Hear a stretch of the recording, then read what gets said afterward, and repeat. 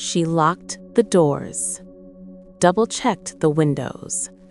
Everything seemed normal, but normal didn't stop children from disappearing. And now she feared it might be her daughter's turn.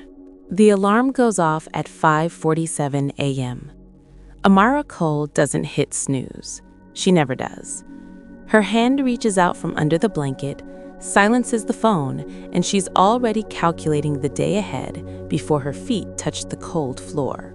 Maya is still asleep in the next room, 6 years old, tangled in her blankets, one arm hanging off the bed, clutching the stuffed rabbit she refuses to sleep without. Amara stands in the doorway for a moment, just watching, just listening to her breathe. It's a ritual she doesn't talk about, a habit born from fear she'll never admit out loud. Because normal mothers don't check if their children are still breathing every single morning. But Amara stopped being normal a long time ago. She moves through the apartment in silence.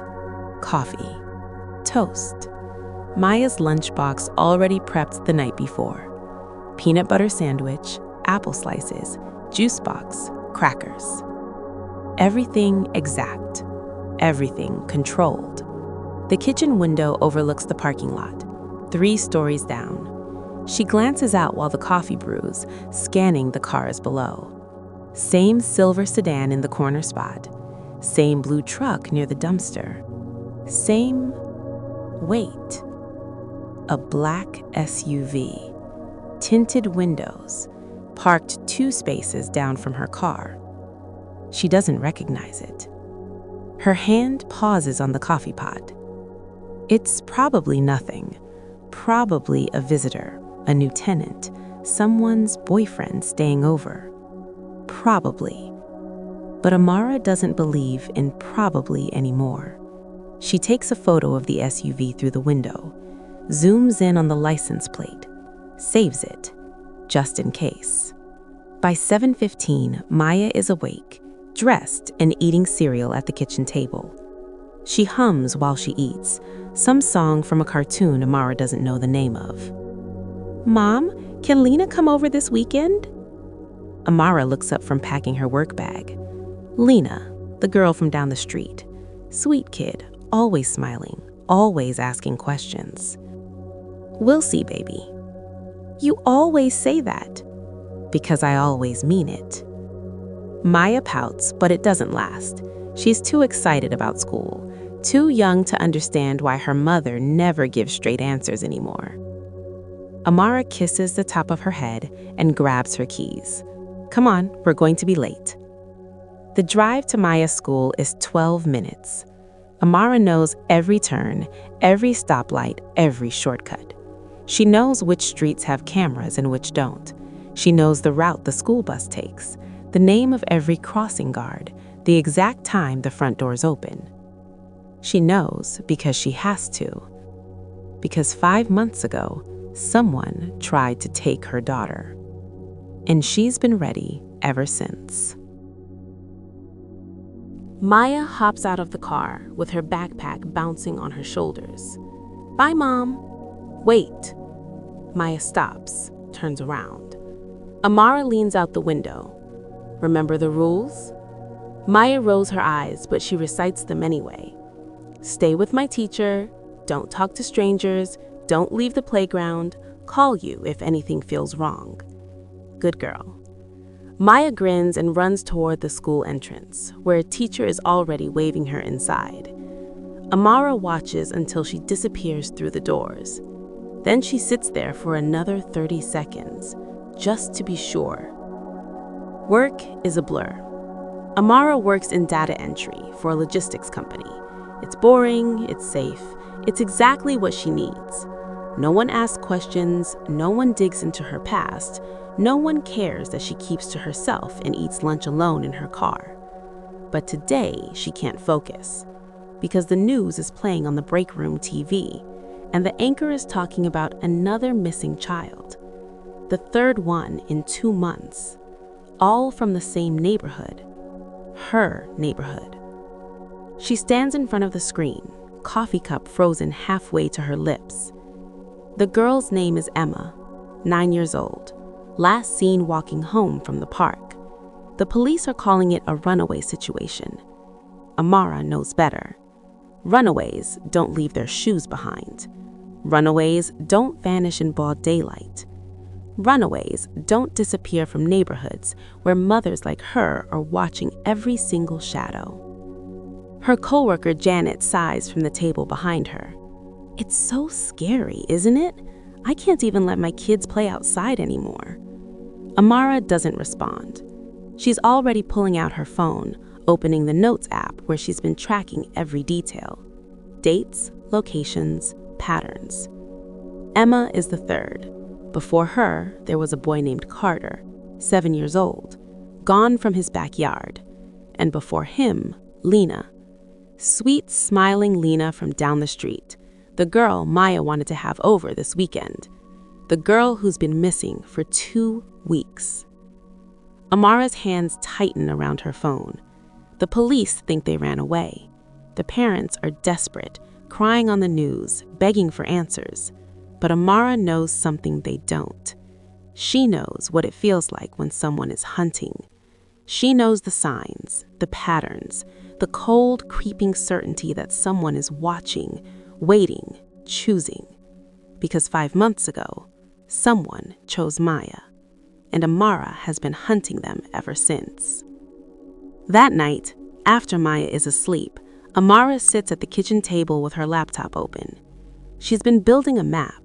Every disappearance, every sighting, every strange car, every unfamiliar face, every moment that felt wrong. The map is covered in pins, red for confirmed disappearances, yellow for suspicious activity, blue for her own observations. And in the center, connecting them all, is a single black line, a route. Someone is moving through the neighborhood systematically.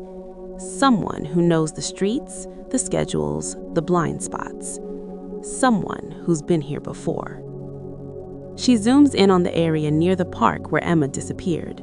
There's a warehouse district 2 miles away, abandoned buildings, low traffic, no cameras. She's been there before, scouted it 3 weeks ago after Carter went missing. Nothing obvious, but that's the point. Whoever's doing this is smart. They're careful.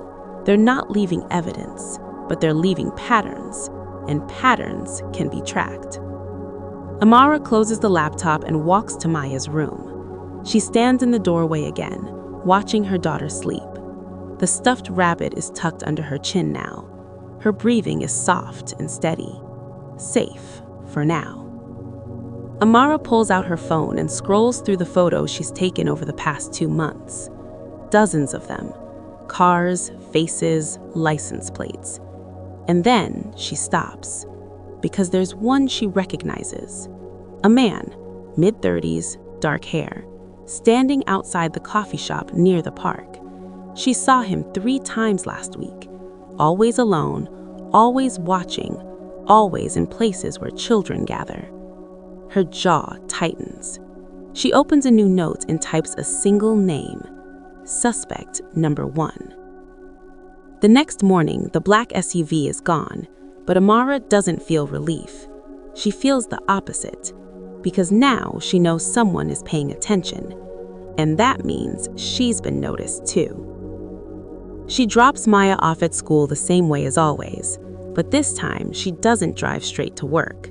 She takes a detour, past the park, past the warehouse district, past the coffee shop. And that's when she sees him, the man from the photos. He's sitting in a parked car across the street from the elementary school, watching. Amara's heart doesn't race, her breathing doesn't quicken. She learned a long time ago how to stay calm when the world is closing in. Instead, she pulls into a parking spot 3 cars down, takes out her phone, zooms in, takes another photo, and waits. He stays there for 20 minutes, then he starts the car and drives away. Amara follows, not too close, not too obvious. She knows how to tail someone without being seen. It's one of the skills she swore she'd never use again. but that was before someone tried to take her daughter. He leads her to the warehouse district, specifically to a trailer behind one of the old buildings, rusted, dirty, windows covered with foil. He gets out of the car, glances around, and disappears inside. Amara parks 2 blocks away and watches through binoculars. She doesn't move, doesn't approach, not yet, because she needs to know more. She needs to know if this is him, and if it is, she needs to know where the children are. That night, she can't sleep. She lies in bed staring at the ceiling, running through scenarios in her head. What if she's wrong? What if he's just some guy who happens to be in the wrong place at the wrong time? What if she's seeing patterns that aren't there because she's been looking for them so desperately? But then she thinks about Lena, about Emma, about Carter, about Maya, and she knows she's not wrong. The next day, she goes back, and this time she sees something that makes her blood run cold. A backpack, small, pink, with a unicorn keychain hanging from the zipper. It's sitting on the ground outside the trailer, and Amara knows exactly who it belongs to, because she's seen that same backpack carried to Lena's house a dozen times. Her hands grip the steering wheel so hard her knuckles turn white. She wants to run to the trailer, kick down the door, find Lena and bring her home. But she can't. Not yet. Because if she moves too soon, she'll lose the others, and whoever's behind this will disappear. So instead, she takes a photo of the backpack, sends it to a number she hasn't called in 3 years, and waits for a response. It comes 2 minutes later. "I'm in. What do you need?" Amara's fingers move across the screen. Everything. The police think the children ran away. Amara knows better. Because 5 months ago, someone tried to take her daughter too. And now, she's going to make sure they never try again. Don't miss part 2, because what Amara discovers next will change everything. Subscribe and hit the bell so you don't miss the next chapter of 5 Months Silent.